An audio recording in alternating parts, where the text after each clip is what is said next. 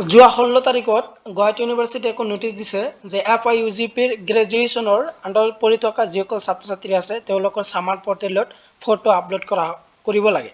তো ফটোটো কেনেদৰে তোমালোকে আপলোড কৰিবা মোবাইলৰ যোগেদি, তো সম্পূৰ্ণখিনি তোমালোকে আজিৰ এই ভিডিঅ'ৰ যোগেদি বুজাই দিম যে তোমালোকৰ ফটো আপলোড কিহৰ কাৰণে কৰিব লাগে। কাৰণ তোমালোকৰ এডমিট কাৰ্ড, এক্সামিনেশ্যন ডকুমেণ্ট আৰু গ্ৰেড শ্বীট তোৰ কাৰণে তোমালোকৰ ফটো আপলোড কৰিব লাগে। যিসকলে ইতিমধ্যে আপলোড কৰিছে তেওঁলোকেও কৰিব পাৰে, চেঞ্জ কৰিব পাৰে। তো এই সম্পূৰ্ণ প্ৰচেছটো কেনেদৰে কৰিবা তো তোমালোকে দেখুৱা। তো তোমালোকৰ প্ৰথমত কৰিব লাগিব যে তোমালোকৰ কি কোৱা হৈছে যে নোটিছটো তোমালোকৰ এই ভিডিঅ'ৰ ডিছক্ৰিপশ্যনৰ লিংকটো দি দিম। তো নোটিছটো কোৱা আছে যে তোমালোকৰ পাছপোৰ্ট সাইজৰ ফটো লাগিব আৰু তোমালোকৰ কি লাগিব যে JPG 10 পৰা 100 KBৰ ভিতৰত তোমালোকৰ JPG ফাইল বনাব লাগিব পাছপোৰ্ট সাইজৰ ফটো। তো সেইটো কেনেদৰে বনাবা সেইটোৰ ওপৰত যেহেতু ইউটিউবত বহু ভিডিঅ' দিয়া আছে, তোমালোকে ইউটিউবৰ পৰা চাই ল'বা যে তোমালোকৰ পাছপোৰ্ট সাইজ JPG কেনেদৰে ফটো ফাইল বনাব লাগে সেইটো তোমালোকে ইউটিউবৰ পৰা চাই ল'বা। তো তোমালোকে এইটো বনোৱাৰ পিছত তোমালোকে সামাৰ পৰ্টেল কেনেদৰে আপলোড কৰিবা সেইটোও তোমালোকে চোৱা। তো তোমালোকে প্ৰথমত কি কৰিবা guwahati.samar.edu.in তোমালোকে এইটো সাৰ্চ কৰিবা। সাৰ্চ কৰাৰ পিছত তোমালোকে প্ৰথম ওয়েবসাইটটো ক্লিক কৰিবা যে student sign in. Student sign হোৱাৰ পিছত তোমালোকৰ যেটো সামাৰ পৰ্টেল আছিল গুৱাহাটী ইউনিভাৰ্চিটিৰ আন্ডাৰত যেটো সামাৰ পৰ্টেল সেইটো ওপেন হ'ব। তো ওপেন হোৱাৰ পিছত তোমালোকৰ এনৰোলমেন্ট নাম্বাৰটো দিবা আৰু তোমালোকৰ নিজৰ যেটো পাসওয়াৰ্ড আছিল পাসওয়াৰ্ডটো দিবা। তো পাসওয়াৰ্ডটো দিয়াৰ পিছত তোমালোকে লগইন অপচনত ক্লিক কৰিবা।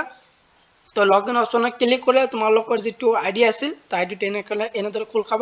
এনেদৰে খোল খোৱাৰ পিছত তোমালোকে লেফট সাইডত তোমালোকে 3 ডট পাবা। তো 3 ডট ক্লিক কৰিবা। তো 3 ডট ক্লিক কৰিলে তোমালোকে এনেদৰে আহিব। এনেদৰে অহাৰ পিছত যেহেতু তোমালোকে ড্যাশবোৰ্ড দেখিবলৈ পাইছা যে ষ্টুডেন্টৰ ভিতৰত যেটো তোমালোকৰ আপলোড সেকশন, তো আপলোড সেকশন যেটো দিয়া আছে তোমালোকে আপলোড সেকশন ক্লিক কৰিবা। তো এনেদৰে তোমালোকৰ যেটো সামাৰ পৰ্টেলৰ ফটো আপলোড কৰিব পাৰা তেনেদৰে কৰিব পাৰা। তো আপলোড সেকশন মাৰিলে এনেদৰে আহিব। এনেদৰে আহিলে হোৱাৰ পিছত তোমালোকে দেখিবলৈ পাইছা প্ৰগ্ৰাম নেম। তো তোমালোকৰ প্ৰগ্ৰাম পঢ়া তোমালোকৰ BSc পঢ়া নে তোমালোকৰ BA পঢ়া নে তোমালোকৰ BCom পঢ়া, তো তোমালোকৰ প্ৰগ্ৰামটোৰ নামটো আহিব আৰু তোমালোকৰ ডকুমেন্ট ফটো আহিব। তাৰ পিছত আহিব document upload document status action. তো অ্যাকশন যেটো আহিব অ্যাকশনৰ তলত যেটো দেখিবলৈ পাইছে ক্লিক হিয়াৰ টু আপলোড। তো ক্লিক হিয়াৰ টু আপলোড তাত ক্লিক কৰিবা। তো তোমালোকৰ আগত এনেদৰে আহিব। এনেদৰে আহিলে তোমালোকে দেখিবলৈ পাইছা যে student photo accept format JPG অৰ JPEG 10 পৰা 100 KBৰ ভিতৰত হ'ব লাগিব। যে তোমালোকৰ যেটো পাছপোৰ্ট সাইজৰ যেটো ফটো আছে সেইটো তোমালোকৰ JPG বা JPEG ফৰমেটত হ'ব লাগিব। 10 পৰা 100 KBৰ ভিতৰত তোমালোকে এই ফৰমেটটো ফাইলটো বনাব লাগিব।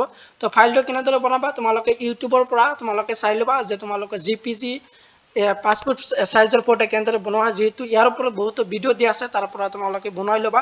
বনোৱাৰ পিছত তোমালোকে যেহেতু দেখি ল'বা সিলেক্ট ফাইল, তো সিলেক্ট ফাইলত ক্লিক কৰিবা। তো সিলেক্ট ফাইলত ক্লিক কৰিলে তোমালোকৰ এনেদৰে আহিব। তো যিসকলে ল্যাপটপৰ পৰা কৰিব তেওঁলোকৰ আহিব যে তোমালোকৰ কোনটো ফাইল আছে, আৰু যিসকলে মোবাইলৰ পৰা কৰিব তো মোবাইলৰ পৰা তোমালোকে কোনটো ফাইলে তোমালোকৰ ফটোটো থৈ দিছা তো তাৰ পৰা তোমালোকে সিলেক্ট কৰি তোমালোকে এইটো সিলেক্ট কৰি ল'বা।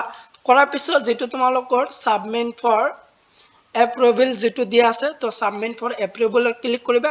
ক্লিক কৰাৰ পাছত তোমালোকৰ এটা পপআপ আহিব। তো পপআপটো তোমালোকে ওকে কৰিবা। যদি তোমালোকৰ সকলোৱে ঠিকই থাকে তেনেহলে তোমালোকে ওকে কৰি দিবা। তো ওকে কৰাৰ পিছত তোমালোকৰ যেটো ফটো আপলোড কৰা আছিল এইটো অটোমেটিকলি তোমালোকে লৈ ল'ব সামাৰ পৰ্টেলত। তো এনেদৰে তোমালোকৰ BA BSc BCom পঢ়ি থকা যিসকল ছাত্ৰ ছাত্ৰী আছিল তেওঁলোকৰ ফটো যেটো আপলোড কৰাৰ পদ্ধতি আছিল এনেদৰে কৰিব পাৰা। তো তোমালোকৰ ভিডিঅ'টো তোমালোকৰ বন্ধু বান্ধৱীৰ লগত বেছি শ্বেয়াৰ কৰি দিয়া যাতে তোমালোক সকলো বন্ধু বান্ধৱী ফটো আপলোড কেনেদৰে কৰিব পাৰে তো নিজৰ মোবাইলৰ যোগেদি কৰিব পাৰে এই ভিডিঅ'টো চাই। তো আজি এই ভিডিঅ'টো ইমানেই আছিল।